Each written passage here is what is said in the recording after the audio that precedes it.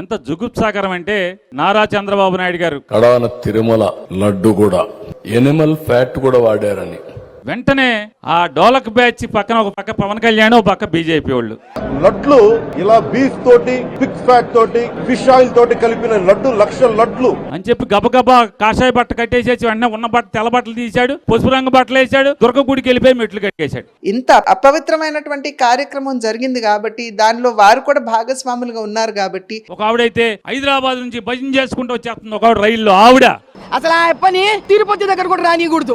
EO Shyamala Rao, additional EO Venkaiah Chowdary గుళ్ళో పూజారులందరినీ పిలిచేసి వెంకటేశ్వర గుళ్ళో హోమాలు చేసేశారు.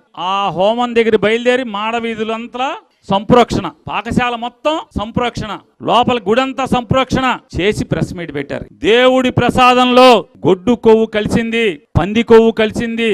కోట్లాది మంది భక్తులందరూ కూడా అపవిత్రం అయిపోయారు. దీపారాధన చేసి క్షమామంత్రం చదవండి, ఓం నమో వెంకటేశాయ అని పఠించండి, అప్పుడు మీరు శుద్ధి అయిపోతారు, మళ్ళీ మీరు దేవుణ్ణి పూజించవచ్చు అని చెప్పి మాట్లాడారు. ఇవాళ కోర్టు ఏం చెప్తుంది, సుప్రీంకోర్టుకి సిబిఐ ఏం ఛార్జ్ షీట్ వేసింది, గొడ్డు కొవ్వు గాని లేదా పంది కొవ్వు గాని చేప నూనె గాని కలవలేదు, ఇది అబద్ధం అని చెప్పి చెప్పింది. అబద్ధం అని చెప్పి చెప్పింది కదా.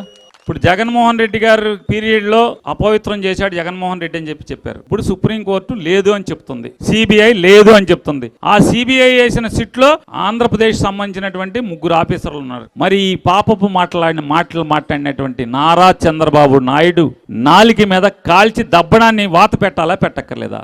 నారా చంద్రబాబు నాయుడు గారికి ఒళ్ళంతా వాతలు పెట్టి తిరుపతి గుడి చుట్టూ తిప్పాలా తిప్పక్కర్లేదా? పొల్లు దండాలు పెట్టిస్తా.